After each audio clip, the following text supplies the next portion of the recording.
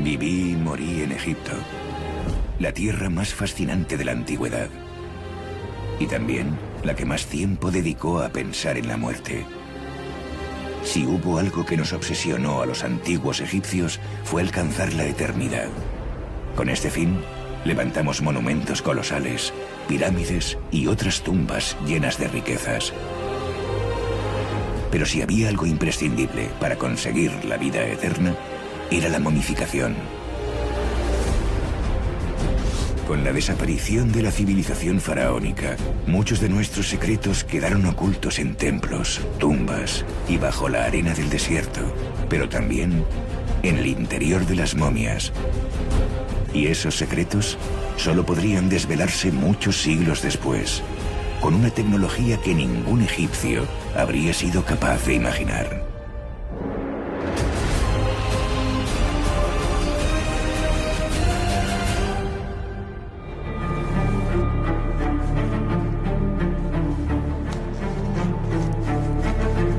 Siempre quise salvar vidas. Por eso me dediqué a la medicina. A lo largo de mi vida he atendido a personas de todo tipo, desde los más humildes a los más poderosos. Pero nunca imaginé que me encontraría en medio de un caso tan apasionante como este.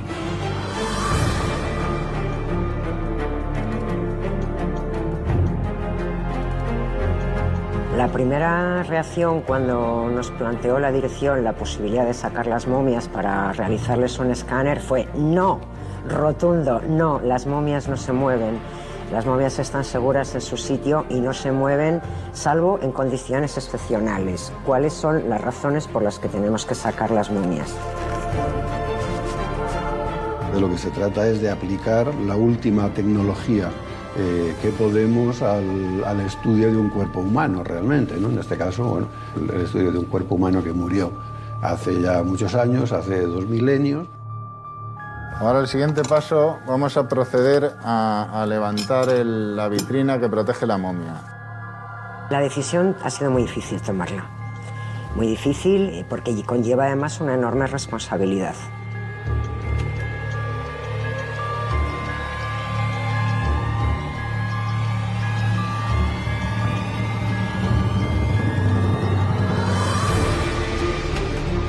Llevarlas fuera del museo a un hospital y hacerles un TAC, creo que nos va a dar muchísima información sobre ciertos aspectos que sin ello no podríamos conocerlos. Se va a hacer una tomografía computerizada, ese es el escáner, con un aparato que es lo último que hay en tecnología. Intentamos entrar en ellas sin tener, evidentemente, que desvendar ni afectar al cadáver de ninguna otra manera, ¿no? Son momias, son seres que vivieron hace más de 2000 años y verlos tumbados en la mesa del escáner, es que eso realmente es impactante. Hemos buscado una fecha en el mes de junio, que es un mes en que todavía no hace frío, pero todavía no hace mucho calor. Hemos buscado una fecha en la que las previsiones meteorológicas dijeran que no va a haber lluvias ni nada que alteren la humedad ambiente. No nos podríamos permitir hacer este traslado un día que esté lloviendo o que haya muchas nubes y la humedad relativa sea muy alta, entonces tendríamos que parar la operación. Me da mucho miedo que pueda haber un accidente que podemos tener en la manipulación. Si falla algo, no puede fallar, así de claro, no puede fallar. No nos podríamos permitir que pasase algo.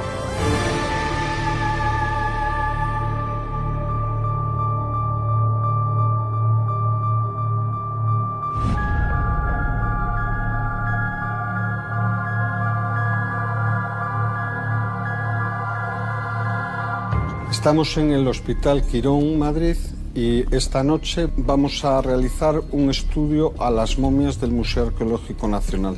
Hoy es domingo, hemos elegido este día porque es un día de poca actividad en el hospital y vamos a tener más tiempo para preparar la sala. Las recibiremos alrededor de medianoche y durante la madrugada haremos el estudio de 3 momias egipcias y una momia guanche. ha llegado la hora de la verdad. Tenemos todos los protocolos estrictos, todo ensayado, todo preparado. También el tiempo nos acompaña, la climatología es perfecta, pero ahora es la hora de la verdad. Empezamos a mover las momias. Bueno, yo creo que el sentimiento común que tenemos todo el equipo es un sentimiento, por supuesto, de responsabilidad y nos causa respeto. Lo primero que vamos a hacer es mover la momia entre 4 o 5 personas, la vamos a levantar y vamos a intentar que esté el menos tiempo posible en el aire.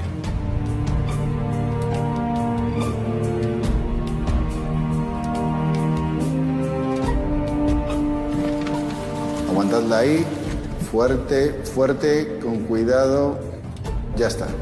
Aunque queramos controlar los riesgos, siempre se nos puede ir algo, ¿no? Siempre puede haber un accidente. Bueno, estamos protegiendo e inmovilizando la momia. Entonces nos aseguramos de que esté bien sujeta y a la vez protegida. Escanear a unas momias egipcias es todo un acontecimiento. Entonces, sea lo que sea que haya dentro, alguna pista o alguna información nos va a dar acerca de cómo vivieron esos personajes en el Antiguo Egipto. Ya está. El Museo Arqueológico Nacional tiene 3 momias egipcias y una guanche. Y de las egipcias, 2 son mujeres y una de ellas es un hombre. Extremado cuidado, ya sabéis, con muchísima delicadeza. Vamos, a la de 3, por favor. 1, 2, 3. Bajamos. Ahí estamos. Segunda momia, también lista para su traslado.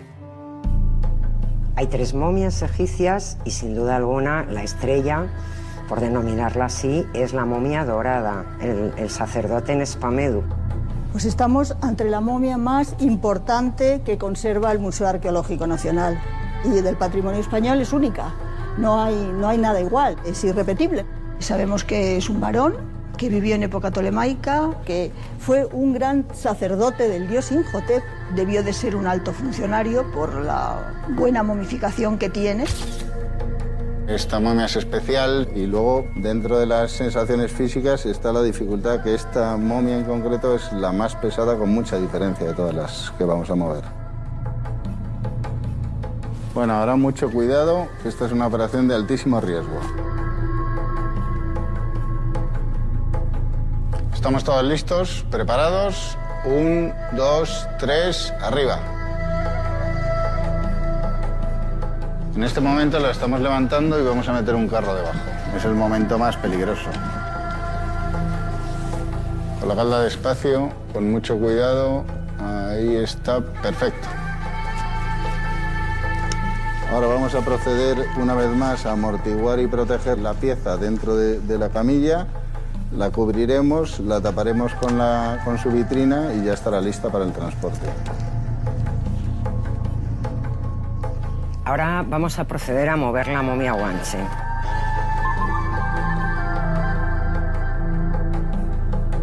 La momia guanche es un ejemplar, podríamos decir casi que único, porque hubo muchas momias guanches, sin embargo hoy día quedan pocos restos. Pensar que tienes unos restos humanos de alguien que ha vivido hace miles de años y que los tienes ahí perfectamente conservados, realmente impresiona muchísimo. Operación embalaje concluida felizmente. Muchas gracias.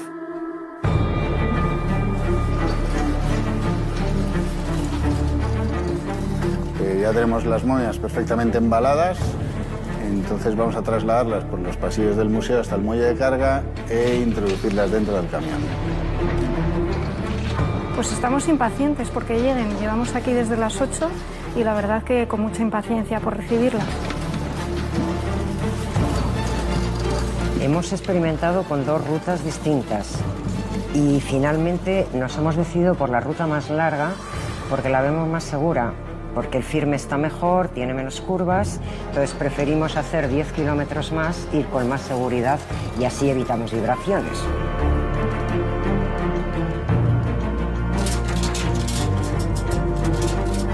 Bueno, pues ya está todo listo, ya salimos hacia el hospital. Y así fue como comenzó el viaje más importante de mi vida. Un viaje desde el siglo XXI hasta el antiguo Egipto, donde se descubrirían secretos que habían permanecido ocultos durante siglos.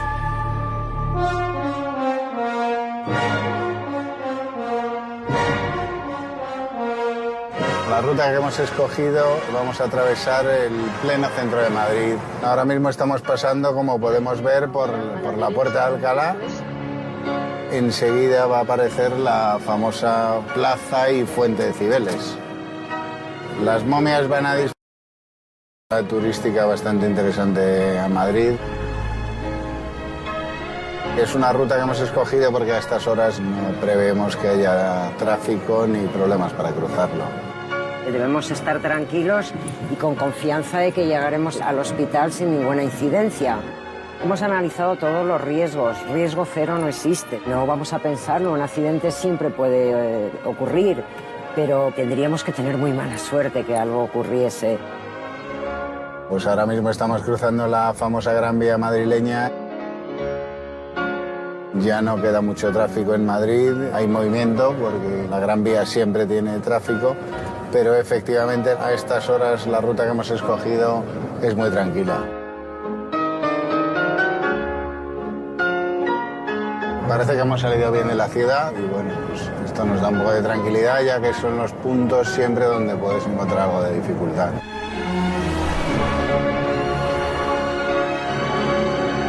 Y sí, Teresa, nos quedan prácticamente 5 minutos para llegar. Estamos muy cerca, todo en orden. Viaje concluido, pues ya estamos llegando al hospital y nos han informado de que accedamos por la puerta de urgencias. El trayecto ha ido perfecto y ahora toca dejar las momias en manos de los médicos para que procedan a hacerlas el escáner.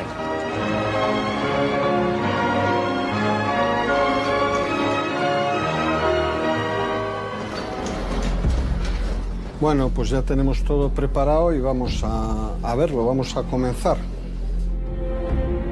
Esta es la sala de tomografía computarizada, lo que comúnmente se conoce como TAC o escáner, y aquí es donde vamos a realizar el estudio de las momias.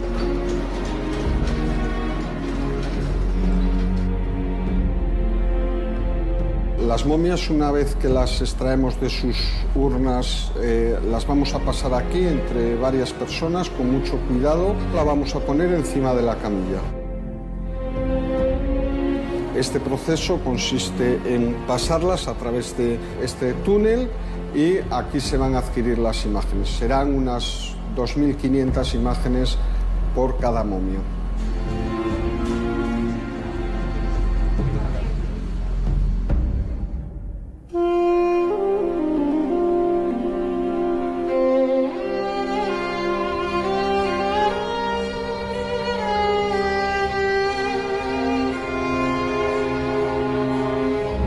Cuando has escondido un secreto durante miles de años, nunca sabes cómo ni cuándo se descubrirá. Pero al menos esperas que las personas que lo encuentren sean las que mejor te puedan comprender. Y nadie mejor que un médico para hacerlo. Una profesión a la que tanto debo. Pues acabamos de escanear a las momias y estamos en este mismo momento viendo las imágenes en nuestras consolas. Y la verdad que es apasionante. Cuando estábamos mirando a la momia de Nespamedu, al acercarnos al rostro de más de 2000 años, la verdad que nos ha impresionado mucho. Pero sobre la frente había algo, había una estructura. La verdad que ha sido un momento espectacular. Es como una estructura un poco densa y creemos que puede ser una diadema. Lo estamos intentando depurar un poco las imágenes para ver a qué puede corresponder eso.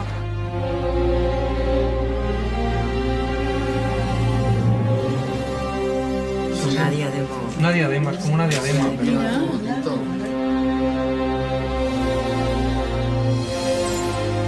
Tiene algo más en los pies, parecen unas sandalias y es lo que estamos ahora mismo mirando. Cuando he bajado a la porción inferior, tiene unas sandalias. La verdad que al principio parecían, se ve muy bien la suela, se reconoce muy bien las sandalias. Estamos en este momento trabajando las imágenes con los egiptólogos al lado y la verdad que es que están emocionados porque están reconociendo objetos de gran importancia cultural e histórica. Después de reunirnos todos alrededor del monitor y ver estos dos primeros hallazgos, nos quedamos todos boquiabiertos, emocionados, pensando que era una noche mágica, una noche única, que teníamos además mucha suerte de poder estar allí viendo. Una emoción absolutamente indescriptible. Sabíamos que era una momia especial, pero claro, no sabíamos con lo que nos íbamos a encontrar dentro al estar vendada. Nespamedú es que ha sido una sorpresa maravillosa. Todos vimos cosas maravillosas por primera vez después de más de 2000 años. Se abre el proceso más complicado, que es el de pararse con cada momia, empezar a analizar todos los datos e imágenes que hemos obtenido y a partir de ahí análisis de datos, de huesos, de todo lo que pueda haber en el interior. La verdad que estoy deseando ponerme otra vez en la estación de trabajo y desentrañar todos los hallazgos que tenga. Aquella noche fue emocionante y daría mucho que hablar.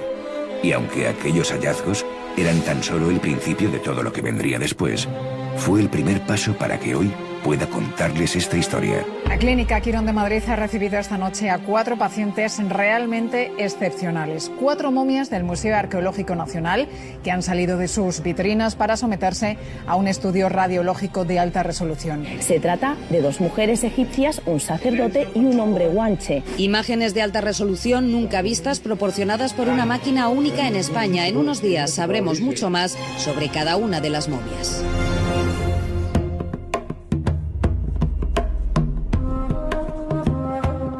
Muchos se preguntarán cómo un cuerpo puede sobrevivir al tiempo durante miles de años. La verdad es que esa pregunta nos obsesionó a los egipcios casi desde nuestro origen. No importaba que fueras faraón, noble o campesino. Todos deseábamos ser momificados. Un ritual que duraba 70 días y al que solo los más privilegiados teníamos acceso. Los egipcios creían en el más allá. Tenían que seguir viviendo en el más allá, pero necesitaban el cuerpo. Y necesitaban que su alma, que era normalmente representada como un pájaro con cabeza humana, encontrara su soporte cuando salía y entraba de la tumba. El soporte era el cuerpo. Tras limpiar el cuerpo a conciencia, el sacerdote practicaba una incisión en el costado izquierdo a través de la que extraía los órganos. Una por una se iban sacando las vísceras del cuerpo, y tras ser embalsamadas, se depositaban en los vasos canopos. También debía extraerse el cerebro, al que no se daba ningún valor. Este es el cráneo de Nespamedú. Vemos que se han roto todos los huesos del interior de la nariz y que hay un agujero a través del cual yo puedo introducir mi dedo hasta incluso tocar el cráneo. Y es a través de ese agujero por donde le extrajeron el cerebro. Solo se dejaba dentro del cuerpo el corazón, donde residía la inteligencia y la razón. Pero el gran secreto de la momificación egipcia estaba en el natrón, una sal que se encontraba en algunos lagos de Egipto y que cumplía una misión fundamental. El natrón era quizás lo más importante de la momificación. Los egipcios se dieron cuenta que utilizando el natrón, que es sal, el cuerpo se deshidrataba y por supuesto se conservaba como ellos querían. Cubrían el cuerpo durante unos 40 días y entonces ya una vez el cuerpo se había deshidratado, sacaban esta sal.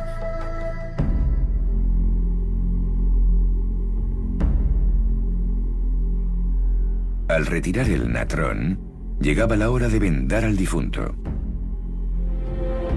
Los sacerdotes cubrían el cuerpo con cuidado, colocando a veces entre las vendas objetos ornamentales y amuletos.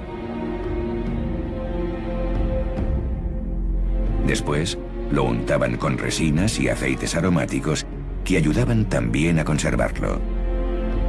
La momificación se realizaba siempre de la mano de Anubis, el dios que acompañaría al difunto en su viaje al inframundo. Anubis era el dios de la momificación, el dios de los muertos, que llevaba al difunto de la mano al más allá. Y por esta razón el sacerdote más importante de la momificación, en determinados momentos se ponía la máscara del dios Anubis, que recitaba una serie de ritos funerarios y religiosos como si él fuera el dios Anubis. 70 días después, la momificación llegaba a su fin. Tras cubrir el rostro con una máscara y recitar los últimos ensalmos mágicos, la momia se introducía en el ataúd. El cuerpo del difunto ya estaba preparado para sobrevivir a la eternidad. Aunque para alcanzarla, antes debía hacer frente al juicio de Osiris.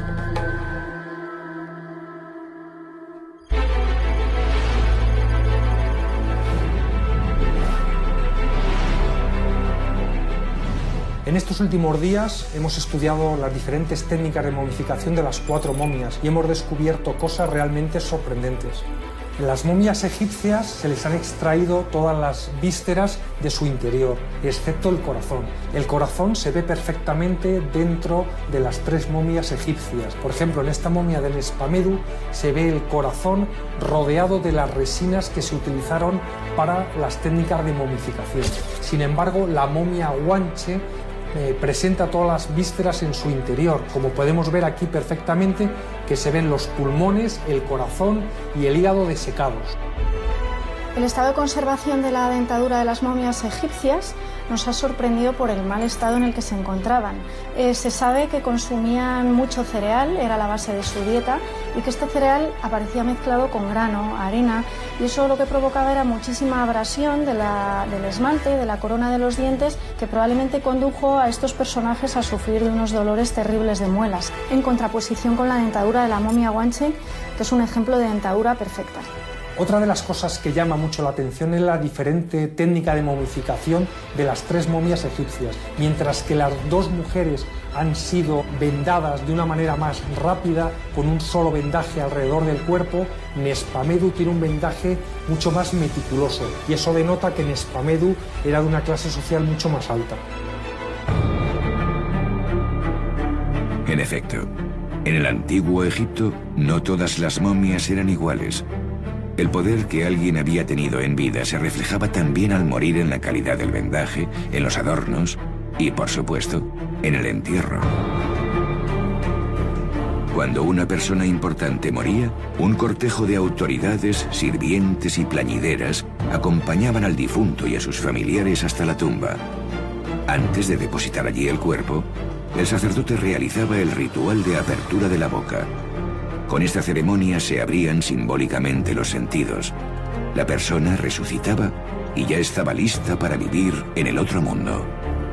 La apertura de la boca y de los ojos es, y además se llama así, el aliento a la vida, el aliento de la vida. Darle vida a ese difunto para que en el más allá hiciera lo mismo que haces en vida. Puedas ver, puedas respirar, puedas comer, puedas hablar, relacionarte con los dioses.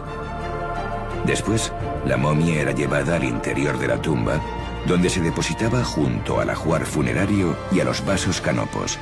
La tumba era sellada a conciencia para garantizar el descanso del difunto y evitar los saqueos. Ya no quedaba más por hacer. El camino hacia el inframundo era algo que cada uno debía hacer en soledad.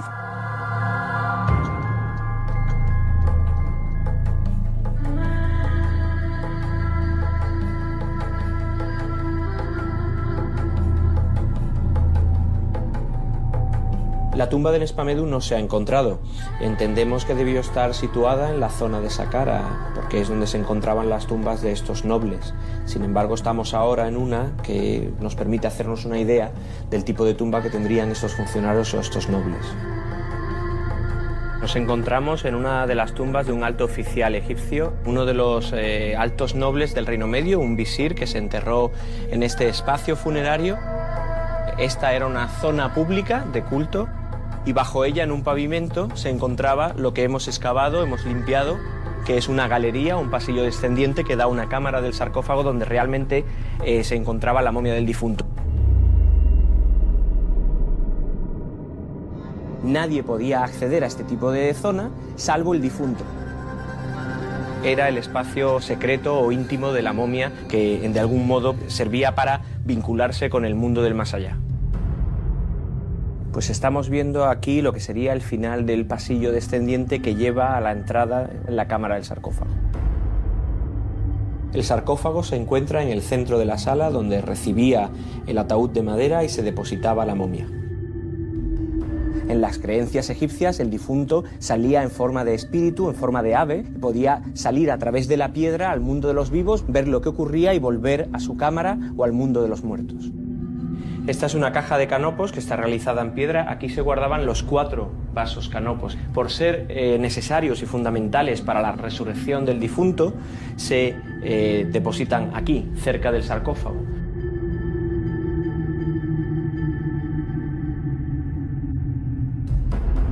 Estamos ahora mismo en la entrada de la cámara donde se depositaban las jarras, los materiales que se habían utilizado en el proceso de momificación. Aquí tenemos los restos del interior de una ánfora. Contiene, entre otras cosas, vendas, rollos de vendas. Esta venda tiene 4000 años y el textil aún aguanta los tirones. Es un textil muy bueno. Tiene incluso algunas manchas, quizás de la sangre del difunto. También hay bolsas de natron que contienen las sales que se utilizaban para desecar al difunto. Lo que queda claro es que los egipcios conocían muy bien la técnica de momificación, sabían qué tenían que hacer y cómo embalsamar cada una de las distintas partes del cuerpo. Bueno, sorprendentemente las momias femeninas están muy bien conservadas en lo referido a partes blandas, ¿no? Puedes ver esa forma facial de las partes blandas cubriendo el cráneo. Pues realmente es increíble lo que hemos encontrado bajo las vendas de las momias femeninas, porque allí donde no pensábamos que íbamos a encontrar gran cosa, salvo huesos, hemos podido apreciar que se conservaban en perfecto estado no solo la piel, sino otras partes blandas, incluso orejas, parte de la nariz, y esto nos está permitiendo reconstruir de un modo muy fidedigno cómo fue el rostro de estas 2 mujeres.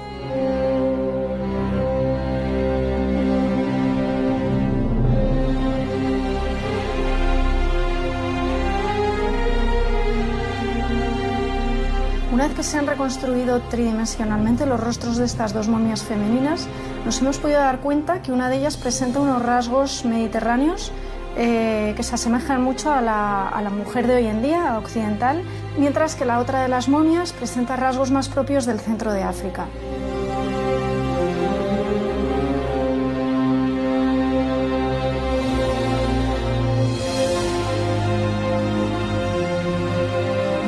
Bueno, las 2 momias femeninas egipcias presentan aspectos diferentes porque una de ellas procede del norte, del delta, en la ciudad de Alejandría, donde habría una población mayormente griega en un momento determinado, y la otra de Tebas, al sur de Egipto, donde la población podría ser plenamente egipcia, nativa, o incluso nubia, con caracteres afroasiáticos o negroides. Nos ha sorprendido porque en la momia más joven nos hemos encontrado cambios artrósicos en la zona de la pelvis que sugieren que pudo estar embarazada. Bueno, la sociedad egipcia faraónica, como ocurre con muchas sociedades en la antigüedad, trataba con respeto, apreciaba el papel de la mujer, pero realmente estaba muy centrado en el mundo de lo doméstico, el ámbito de la casa. Bueno, con esto hemos terminado la reconstrucción de las momias femeninas. Ahora lo que vamos a hacer es centrarnos en Spamedu, que tiene más complejidad por todos los adornos y que creo que será un trabajo muy intenso e interesante. Lo estamos analizando en profundidad porque pensamos que debajo de las vendas hay muchas cosas más.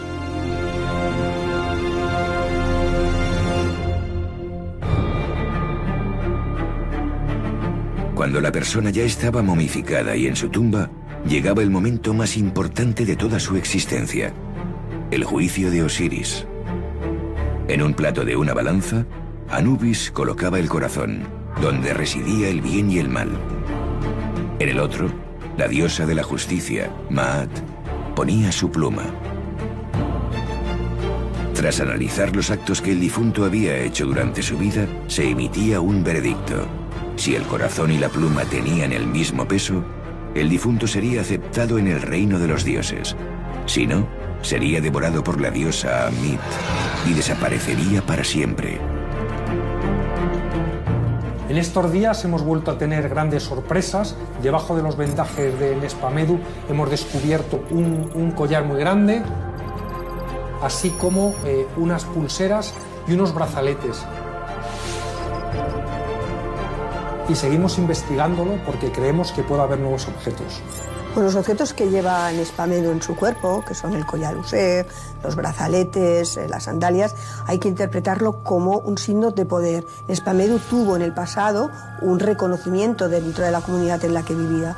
La diadema que lleva Nespamedu sobre la frente, que es la representación del escarabeo alado, es decir, de Khepri, es una representación de la vida. Khepri es la vida, es la resurrección en el más allá. Bueno, este tipo de collar en Egipto se llama User, y es una representación muy común, lo vemos en las tumbas, tanto en hombres como en mujeres, y tanto en la vida como en la muerte. Es un signo de prestigio. El collar User, los brazaletes, las sandalias, hay que interpretarlo como un signo de poder. Sí, yo llegué a tener poder en vida, mucho más del que nunca imaginé. Pero el mayor de los privilegios era haber nacido en el Egipto de los faraones, la tierra más deslumbrante que la humanidad había conocido jamás. Y todo se lo debíamos al Nilo. En medio de los desiertos, el Nilo crecía cada año, dejando campos cultivables cuando las aguas se retiraban.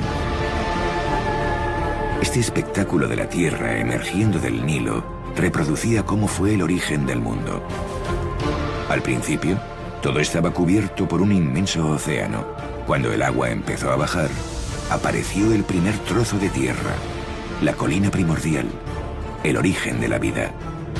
Por eso, nuestras primeras tumbas se cubrían con una colina de arena, símbolo de la creación que ayudaba a los muertos a revivir. Esto fue así hasta que llegó Imhotep, el mayor genio de la antigüedad. Imhotep fue el primer arquitecto conocido de la historia, además de sumo sacerdote, astrónomo, juez y un médico convertido a su muerte en dios de la medicina. Imhotep quiso acercar al faraón más al cielo e ideó el sueño de una gran pirámide escalonada. En Saqqara haría realidad esta construcción que cambiaría para siempre la historia de Egipto, la pirámide de Djeser, una superposición de 6 mastabas de piedra que alcanzaba los 60 metros de altura, alzándose en el interior de un inmenso complejo funerario. Esta pirámide fue la primera construcción en piedra caliza a gran escala, una auténtica revolución para Egipto y para toda la humanidad. ¿Qué significa esta pirámide? Desde el punto de vista religioso, Imhotep pensó directamente en construir una escalera. La pirámide es una escalera para que el faraón pudiera ascender por ella hasta el cielo. Los textos de las pirámides nos relatan que el faraón deseaba llegar al cielo donde estaban allí todas las estrellas, fundirse con ellas, ser el primero entre las estrellas, y que subía y bajaba por la escalera. Después de que Imhotep construyera la pirámide de Djeser, comenzó una verdadera obsesión por lograr la pirámide perfecta. Hubo que esperar a la 4ª dinastía para que el faraón Keops lo consiguiera. Él ordenó levantar la obra maestra de la arquitectura egipcia, la Gran Pirámide de Giza. Una obra colosal que superaba los 146 metros de altura y que estaba totalmente forrada de piedra caliza blanca. A su lado se levantarían las pirámides de Kefren y Mykerinos, deparando el conjunto arquitectónico más sorprendente jamás visto por el hombre. Su simple visión sobrecogía. Pues estamos ante una de las 7 maravillas del mundo, la única que queda en pie.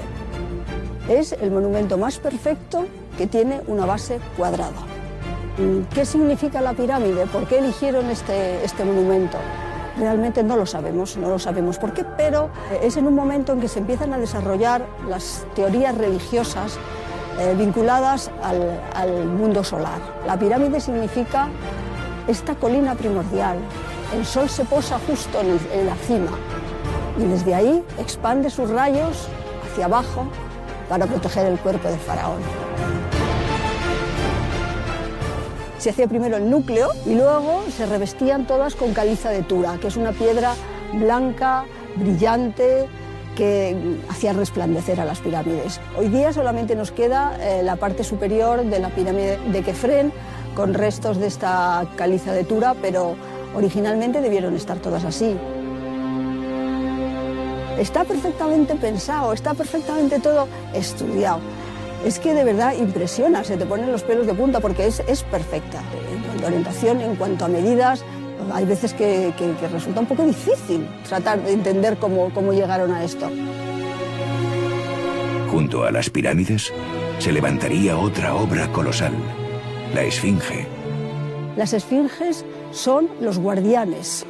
Todo lo que tenga que ver con un león, porque la esfinge esta tiene cuerpo de león y cabeza humana, son guardianes del cementerio. La esfinge está guardando las tumbas de los grandes faraones, al mismo tiempo que recordándonos la existencia solar y del más allá. Todos nosotros éramos conscientes de que nada de esto habría existido sin el venerado Imhotep. Su existencia marcó la historia de Egipto y muchos siglos después, también mi propia vida.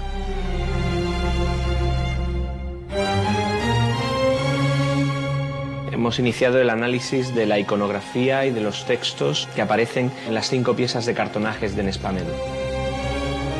En relación a la vida de Nespamedu y donde trabajó, a través de los jeroglíficos de las piezas podemos identificar el lugar de trabajo, sobre todo porque hacen referencia a un sitio muy importante para Nespamedu, el templo de Asclepio, el templo de Imhotep el Grande, el gran dios de la medicina en esa época, en época tolemaica, y es precisamente Nespamedu uno de esos sacerdotes del templo de Imhotep en la zona de Saqqara.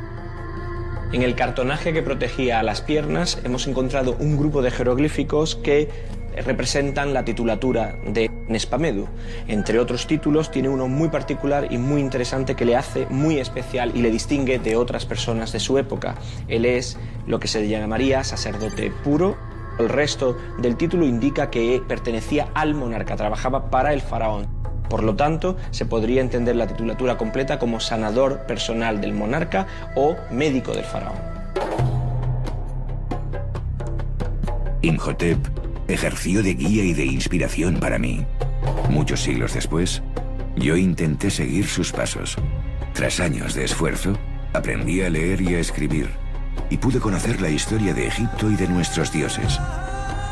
Cuando ya era un escriba, tuve acceso al saber médico y a los rituales de sanación. Gracias a estos conocimientos, me convertí en sacerdote y médico del templo de Imhotep, en el Asclepium de Saqqara. Se nota claramente que pasa a ser miembro del templo de Imhotep el Grande en Saqqara, y eso indica que debió destacar desde el punto de vista de conocimiento. Mi fama como médico traspasó los muros del Asclepium y llegó mucho más lejos de lo que nunca pude imaginar. Un día recibí la llamada de la persona más poderosa de nuestro tiempo, nuestro soberano, el faraón. El monarca no solo representaba la máxima autoridad en Egipto, sino que era una divinidad en la tierra. Alrededor de su figura corrían todo tipo de leyendas, pero en realidad solo unos pocos privilegiados tenían acceso a su persona. En el antiguo Egipto el faraón era considerado un dios, no se le podía tocar. Es más, los textos que se refieren a divinidades y al monarca suelen hablar de que tienen el cuerpo de oro, algunas partes de su cuerpo son de lapislázuli o de piedras preciosas. Se da por hecho que tocar al monarca es imposible, solamente unos pocos que están cualificados y preparados y tienen permiso de la divinidad pueden acercarse al mismo para tocarle. Entre ellos, pues algún tipo de mayordomos y médicos personales, como es el caso de Nespamedu. La primera vez que traté al faraón, me invadió la responsabilidad y el miedo. El cuerpo del monarca representaba a Egipto. Si su salud fallaba, la estabilidad del país peligraba. Un problema que afectase al monarca podía suponer el caos en el país completo. Y en concreto, además, las distintas partes del cuerpo de un faraón podían estar vinculadas con las distintas partes de un país. Por lo tanto, algo que afectase un hombro del monarca, una pierna del monarca, la vista del monarca, podía tener consecuencias de carácter cósmico o geográficas muy importantes en la mentalidad del antiguo egipcio. Mis años de estudio dieron su fruto. Gracias a los conjuros mágicos y a mi conocimiento de la medicina, me gané su confianza, hasta que acabé siendo parte de su círculo más íntimo. El nombre Nespamedu en concreto significa aquel que pertenece al cetro. Es una manera de decir aquel que está vinculado al monarca, aquel que es leal y fiel al monarca. Los faraones aspiraban a mantener su poder y sus riquezas más allá de la muerte. Cuando fallecían, se fusionaban con Osiris y se convertían en dioses. Por eso sus tumbas debían ser grandiosas. Con excepción de las pirámides, en el antiguo Egipto ningunas fueron tan impresionantes como las del Valle de los Reyes, construidas en el Reino Nuevo, junto a la ciudad de Tebas. Aunque cuando nosotros vivimos habían pasado muchos siglos de aquel tiempo de esplendor, aquella gran necrópolis seguía provocando fascinación. Bueno, ahora estamos en el Valle de los Reyes, que es la necrópolis real del Reino Nuevo, de faraones desde la dinastía 18 hasta la 20, y aquí han sido enterrados faraones como Tutankamón, Seti I, Ramsés II, Ramsés IV, faraones muy importantes.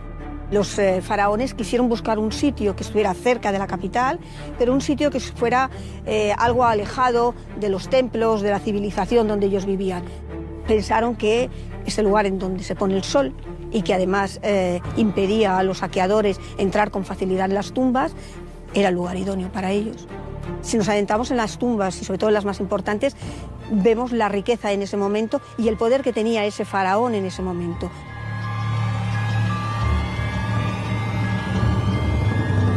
Esta es la tumba de Ramsés IV, que como se puede ver es absolutamente lujosa. Bueno, con tumbas como esta, los faraones querían mostrar que el poder que tenían en vida lo iban a tener también durante la muerte, en el más allá. Los faraones, por extensión todo el pueblo egipcio, pero los faraones querían vivir en el más allá tal y como habían vivido en la vida. Y por lo tanto, cuanto más rica, cuanto más esplendorosa fuera una tumba, cuanto más ajuar funerario tuviera, más podía mostrar el poder que había tenido mientras estaba en vida. Cuando hablo de objetos, hablo de miles de objetos. Tutankamón tenía 6.000 y no era una tumba grande. En Egipto, las grandes necrópolis se ubicaban en la orilla occidental del Nilo, el lugar donde se ponía el sol. Para nosotros, el ocaso representaba que el sol entraba en el inframundo, el reino de los muertos. En el inframundo, el difunto se enfrentaría a seres malignos y numerosos peligros. Por eso era importante protegerse mediante amuletos y un conocimiento mágico extenso. El plato fuerte, la verdad que no sabíamos que estaba por llegar, pero ha llegado. Entre los vendajes, entre el vendaje profundo alrededor de Nespamedu y el vendaje superficial, han aparecido unas plaquitas no muy densas, rectangulares, que miden 2,5 milímetros de grosor. Son muy finas y planas. Estamos intentando aclarar las imágenes con más resolución porque es posible que podamos reconocer algunas figuras en estas placas. Al darle un volumen ya son muy reconocibles. Tiene una forma de dibujos, representa unas figuras. Hemos encontrado 15 placas y como veis están dispuestos a lo largo de todo el cuerpo de Nespamedu. Es verdad que hay algunas que son unas figuras reconocibles. Por ejemplo, en una de las placas se ve una mujer con los brazos en alto. Por ejemplo, esta tiene la cabeza como de un chacal. La verdad que es un hallazgo muy espectacular y que desde luego no esperábamos encontrarlo. El significado final de esto, lógicamente, lo tienen que dar los expertos del museo. Ahora tenemos esta imagen que realmente emociona, desconcierta e ilusiona. Se puede decir que hemos tenido una gran suerte de tener aquí esta momia y ahora vamos a tratar de investigarla un poco más a fondo y saber qué nos quiso transmitir o qué se llevó a la tumba con él en Nespamedu. Según avanzaba mi vida, yo también empecé a planear cómo sería mi viaje hacia el más allá. Deseaba que mi nombre no se olvidara, que sobre mi cuerpo pudiera leerse quién fui y a quién serví, que los dioses a los que adoré me acompañaran también en el más allá. Poco a poco, mi salud se iba deteriorando. No había tiempo que perder.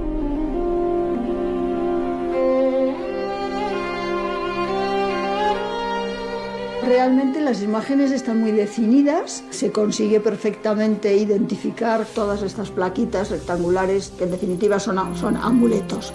Todas las placas nos están contando una historia. Son generalmente divinidades funerarias, concretamente 2 series de los 4 hijos de Horus, que son los protectores de las vísceras, muy asociados también con la momificación y con el más allá.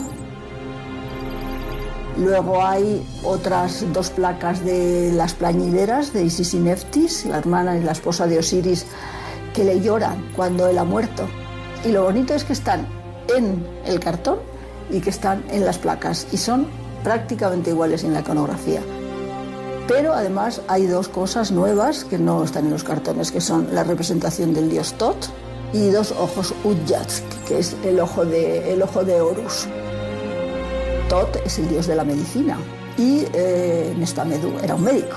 Es muy interesante que él se haya elegido, porque esto seguro eligió él, con que quería enterrarse con el patrón de los médicos, posiblemente también de los oftalmólogos, y que aparezcan 2 ojos de Horus muy relacionados también con el dios y con la resurrección. Cada día es una pieza más del puzzle que va encajando y que al final pues vamos a saber muchas más cosas de Nespamedú.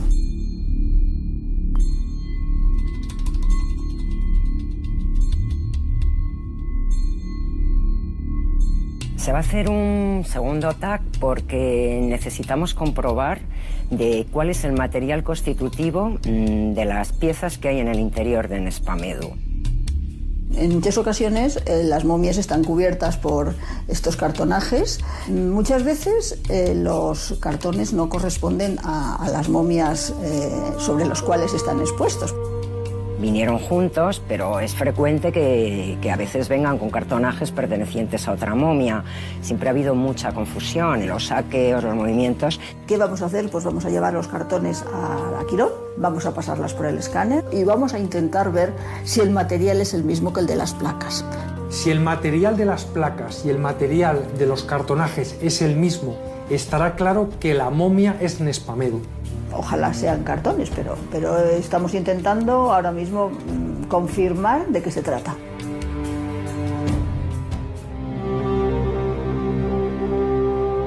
La vida media de un egipcio eran 30 años. Mi vida se apagó pasados los 55. Cuando me llegó la hora, imaginé el viaje que me esperaba tras la muerte.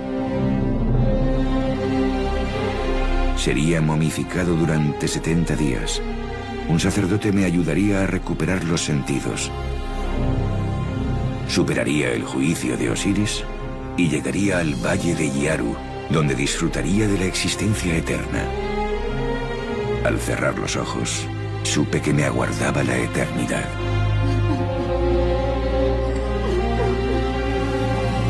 Pero las cosas no siempre salen como has imaginado.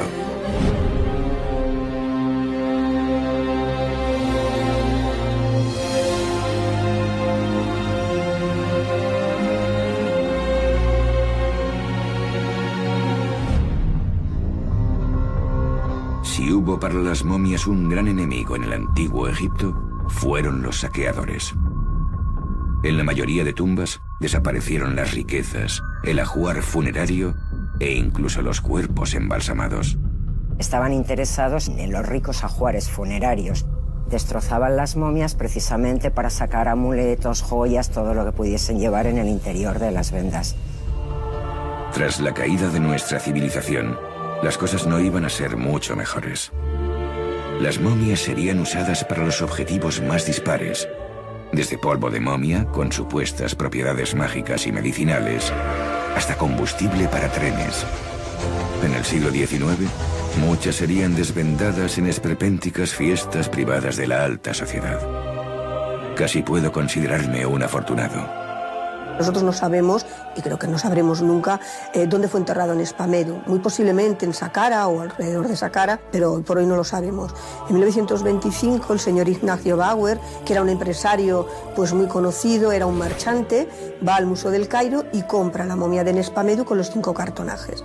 Porque en el Museo del Cairo había una tienda donde se podía comprar de forma legal antigüedades, ¿no? Y lo embarca a Barcelona.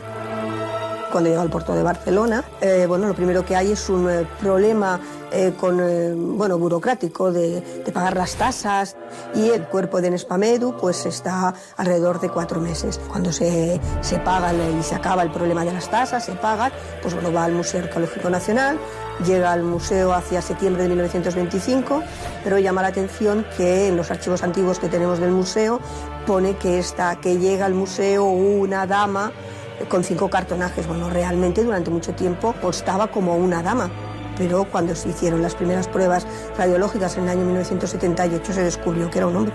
Tras pasar por numerosas manos, llegué a un lugar donde empecé a ser admirado y visitado.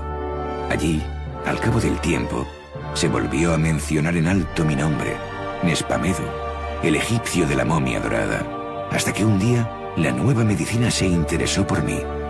Colegas de otro tiempo iban a ayudarme a conseguir lo que siempre soñé. Tenemos los resultados del escáner y la verdad que hay muy buenas noticias. Las placas son del mismo material que los cartonajes, tienen la misma densidad, el mismo grosor, por lo que tenemos claro al 100% que los cartonajes pertenecen a Nespamedu y que por lo tanto la momia es Nespamedu. ¡Hala! Mira las plañideras. Bueno, pues son momentos muy críticos y muy importantes en la vida de los investigadores. Estamos pues muy contentos, yo la primera, claro, encantada.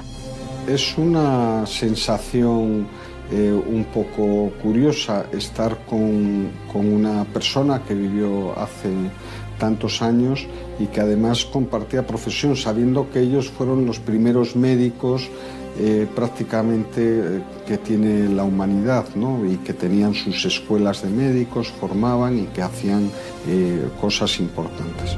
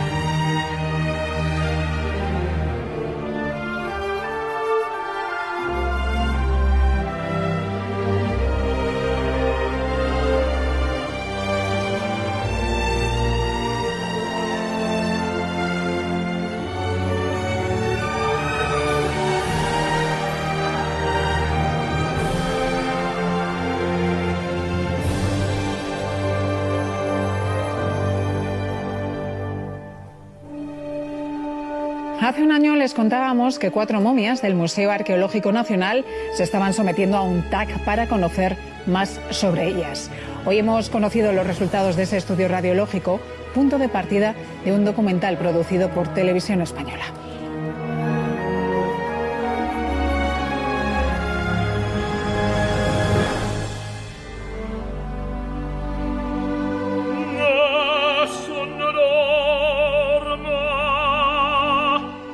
Después de los meses de investigación que les hemos venido narrando a lo largo de toda la sesión y con el gran volumen de información que nos han proporcionado las pruebas TAC, me complace presentarles el aspecto que, según nuestros escultores forenses, debía tener el protagonista de la sesión.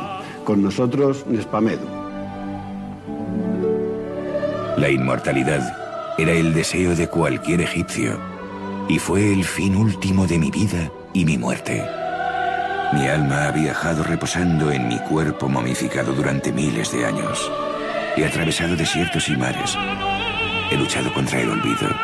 He permanecido dormido esperando mi momento. Mi momento ha llegado. Mi nombre es Nespamedu, sacerdote del templo de Imhotep y médico personal del faraón. Mi viaje hasta aquí ha sido largo, pero al final lo logré. Ahora estoy seguro. Sé que soy inmortal.